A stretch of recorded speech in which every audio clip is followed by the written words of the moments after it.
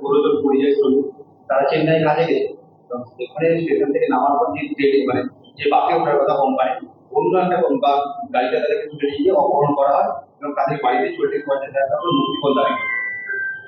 আমার কাছে এই খবর আসেনি, আমি এখনই দেখছি। চেন্নাইয়ের যে সরকার, তামিলনাড়ুর যে সরকার, তাদের বহু এমপির সঙ্গে আমার চেনা জানা আছে। আমি জানি না, আমি জানলে নিশ্চয়ই এতক্ষণ আমি কিছু না কিছু করার চেষ্টা করতাম।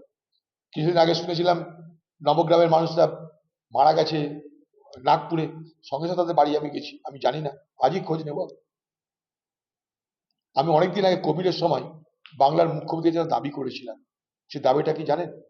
এ বাংলা হচ্ছে পরিযায়ী শ্রমিকদের সব থেকে বড় ঠিক হাব। পশ্চিমবঙ্গ সরকার উচিত পরিযায়ী শ্রমিকদের জন্য একটা আলাদা মিনিস্ট্রি করা, মন্ত্রী পদ করা। কেন জানেন? আজকে পশ্চিমবঙ্গের অর্থনীতির একটা বড় অংশ তাদের অবদান। তারা অন্য রাজ্য থেকে রোজগার করে যে টাকাটা তাদের ঘরে পাঠায়, সেই টাকায় গ্রামে গঞ্জে দোকান চলে, হাট চলে, বাজার চলে।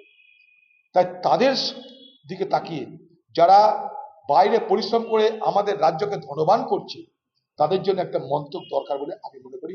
আবার এই দাবি করলাম। তা যদি থাকতো তাহলে নবগ্রাম থেকে আপনার মাধ্যমে আমার কাছে খবরটা আসতো না, সরকারের কাছে তুরন্ত খবরটা চলে আসতো এবং সরকার কথা বলতে পারত। একটা নির্বাচিত সরকার যে বাংলায়, সে আরেকটা নির্বাচিত সরকারের সাথে কথা বলতেই পারে রাজ্যের প্রশ্ন নিয়ে। কেন দেরি করছে, কেন বলতে পারছে না?